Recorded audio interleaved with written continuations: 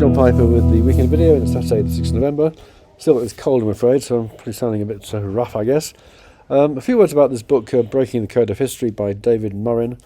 I think it's an excellent book, and there's also a video which is linked in the email, which is about an hour long, but it's really riveting stuff. I mean, what David has done is he's taken, actually he's a fund manager, he uses Elliott wave theory, and when I read the book initially, I thought he was actually using Elliott wave theory to do his work, and with basically what he's looking at is trying to judge the future of various nations and what's going on.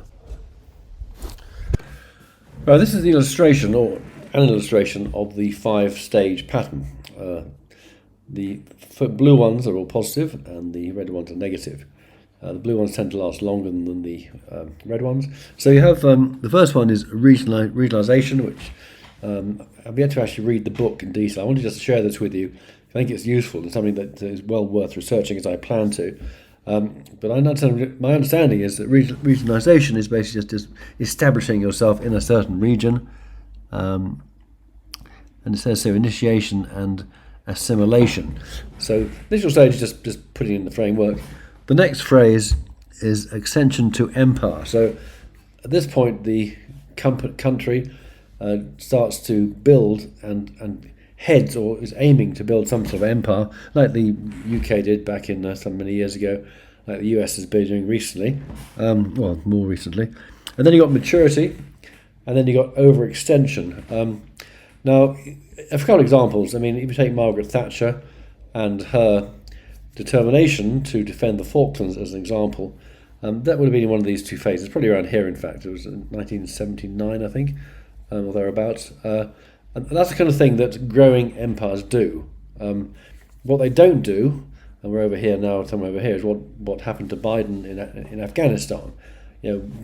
Budding empires don't get smashed by small countries, humiliating the USA. That firmly puts the US into this section here, and on its way out, basically. In fact, there was a chart somewhere, which I'll try and show you another time, where it shows that, in fact, the Western countries, UK, Europe, and America, and Russia as well, in fact, because Russia is also in this area here now, whereas China is over here. So we're all in decline, and the Chinese are developing quite nicely, and they must have been very encouraged with the Afghanistan situation with the US. Anyway, so it's nothing like the Elliott wave theory. Apart from the fact there are 5 stages, but you can actually take actions like the Falklands, like Afghanistan, and they're a good indication, or a very firm indication, of where you actually are in the process. And I say, there's the book, which I just mentioned.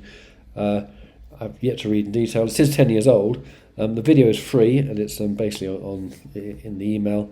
Or if you're looking at it on YouTube, then below the actual video itself. Excuse me. And it's up to you whether you want to do the research. I think it's well worth it, but obviously it's up to the individual to decide how they want to play this. So I'll now go on to my normal weekend video report. Right, Bitcoin, no change of opinion here really. We've got the 1, 2, 3, 4, 5, bit of a small 3, 4. This is my preferred count at the moment. A, B. This all looks pretty corrective at the moment. It does not look impulsive. So I think we're seeing a C wave. C-week delay around 54400, and that looks like. So I think we're going to see a similar kind of pattern to here, and maybe take us down to about 54500, and that would complete, I believe, 2 of 3 of 5, and lead us to a third of 5. So that could be pretty impressive, at that stage, the target around 90 to 100,000 might well be realised if we see something which is well in keeping with that kind of wave count. So let's now go on to Ethereum. Ethereum's still ploughing ahead. It could be the wave 5 actually is here, I guess, and we've got an irregular A, B, possible C coming in, but it's looking pretty good here. I think we're just going to keep on going up probably. I don't see much sign of much of a sell-off here. This is an A, B, C in itself, so I think we're going up anyway. So there's some divergence between Ethereum and Bitcoin, but Ethereum is the more positive right now. But Bitcoin still has that third of a third wave count, which should be pretty dynamic if that's what we see, of course. Never any guarantees in these issues. All right, gold's on its way up here. I think so. It's all the one wave, ABC 2 wave. I said there's a good buying opportunity, and we are indeed going up. Broken through this trend line, which is another positive. So I think gold is actually back in the uptrend here, and it may well exceed the previous highs, which I think are around 2,000. We get on to the next market. FTSE 1, 2. It could be under 3, although it could have further to go. So the count is a bit obscure here. It could be a 1, 2, 1, 2, 3, 4, 5, 4. Sorry, 3, 4, and 5. But it's a bit crunched. It could easily be that we're actually going to see higher prices here. Let's put the 4 down here. I mean, 4 could in fact be over now because we're seeing new highs, obviously. But I say I haven't got huge confidence in that particular wave count. So I'm just buying around here. So that was would be a fairly good point to get into this move. ABC here. Let's go on to the next one, which is of course the DAX. Similar position here with a 1, 2.